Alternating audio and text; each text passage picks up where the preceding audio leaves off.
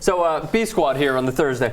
Drew Carter, Dave Brand here as always to go over some fine stories in the sports world with the most honest opinions on the internet. So here we go. Mike Woodson against J.R. Smith. What the fuck is going on with the New York Knicks? Could possibly be a better question. He sat out for the second time, was benched at least. Second time in the last 4 games. Here's what Mike Woodson said to Stephen A. Smith on the Stephen A. Smith show on ESPN Radio.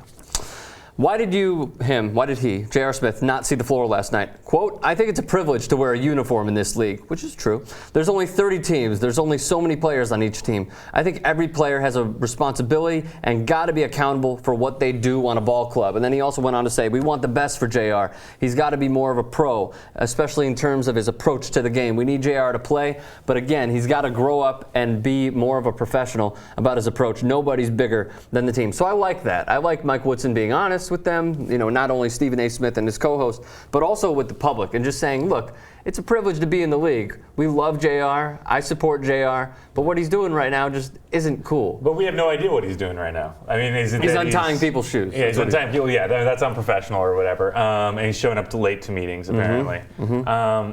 J.R. Smith is like an unapologetic party bro, is the way I think of him, though. And this is the kind of shit he does. Like, he made his money last year, so he doesn't have to worry about that. He signed his 3-year deal. Right. And he was just eligible to be traded. Yeah, they yesterday. shouldn't. I don't know why they re-signed him in the first place, honestly. They knew this isn't something new. I think this is more Mike Woodson trying to protect his own ass and show that he's in control. But also what's weird about it is the timing, because the Knicks are playing their best basketball of the entire year. Right. Sure. And I mean, they're playing their best basketball without him. Exactly. Yeah, good point, Drew. Yeah. Well, Mike Woodson is definitely, he's ex-player. So he's been a pro himself, and he's a coach. So Who did he play for? Who did Mike Woodson play for? I don't remember, but I know he played for the Hawks? No, I thought he coached the Hawks. He coached the Hawks, but he's an ex-player. Okay. And I know he went to Indiana, but did he? Yeah. He did? Yeah, because talking about Bobby Knight, him and Bobby Knight had like a one-on-one. Really? Yeah. Okay, didn't know that. All right, dropping knowledge. Sorry. Yeah. Right. But I think with JR, it's just kind of like you just can't get right.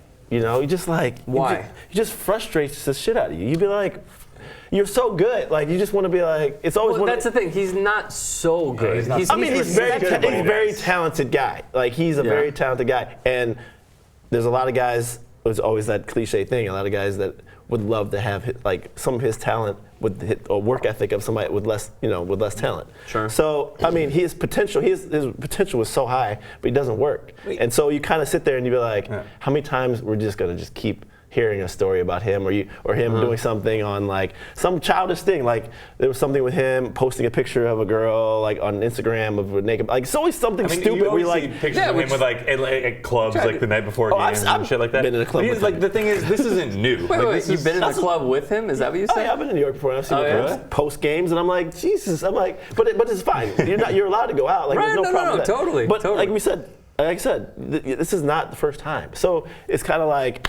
I mean, I'm kind of like happy that Mike Woodson is putting his foot down and kind of like almost putting him on blast. Like you don't have to. You can keep it in house where like the details of what's going on, but you can put him on blast, and now it makes him look like even worse. So it's like, why this guy's not playing? My question is why now though? Like, is the shoelace thing that big of a deal? Maybe it boiled over. Maybe something where it's like. So according to ESPN, not to cut you off, they had a brief heated discussion during the Heat game and then after the Heat game. But that was due to his playing time, wasn't it? That was due to his playing time, correct. So I don't know what point Mike Woodson's trying to prove now, unless something did happen that we don't know about. That's what I'm saying. I mean, okay, now let me ask both of you. Like, I mean, you work for Fox Sports. You're a former player. Don't you have to address it in a way? Don't you have to, I mean, like, look, the Knicks are not good this year. They'll make the playoffs in a historically bad Eastern Conference. Yes, they probably will. Yeah, they'll be like probably will, unless Rondo bumps up the Celtics with his return on Friday, which is going to be awesome.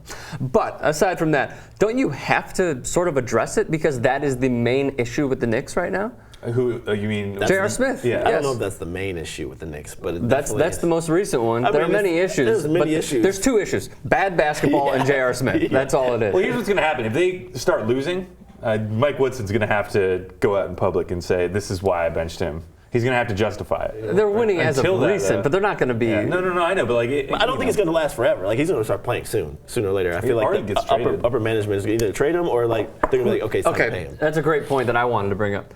Who's going to take him, and why would they take him? You've seen his past. Yeah. We've all seen it. He's untying people's shoes. That got him fined $50,000. He went after the team publicly when they cut his brother, I think his name is Ryan. Chris. Thank you, Chris. Yeah. So, and then Brandon Jennings and him went back and forth on Twitter and what have you. But why would a team pick him up? I mean, it's a humongous contract, too. It's not a humongous. It's like 3 years, $18 million. It's big enough for a guy who could go, I don't know, 10 to 12 one day and then 1 of 15 the next. That's true. Too inconsistent for that contract. He is hot and cold. You know, he's had his moments. We know what he can do. Right. Some, ambitious coach or GM can think, I'm going to turn this guy around. I don't know. Who knows? Maybe you put him in Milwaukee, you take him out of New York, and he's more focused Like on. he'd want to go to Milwaukee. Well, that's what I'm saying. Like, I don't know if he doesn't have a choice. Maybe he probably doesn't have a choice. I'm just saying. J.R. Smith to Milwaukee would be He hilarious. is in his backyard. Yeah, like, he's from there. You send he's him to from New York Oklahoma and- City, and what's he going to do? Like, he's not going to go clubbing every night in Oklahoma City. He'll You never know. find something. You never know. I've heard Oklahoma City's like a college town anyways. It's pretty fun. Yeah. All right, so we're in agreement. Yeah, we They are need in to try and dump J.R. Smith They need in to some figure way. They need to figure something out. I think it'd be good for him too, though, to get out of New York. It's just, he's too caught up in the glitz and glamour. You know what they need to figure out? New ownership. Yes, they do. That's what they need. That is what the Knicks routinely have needed for the last X amount of years. Yeah. James Dolan, go.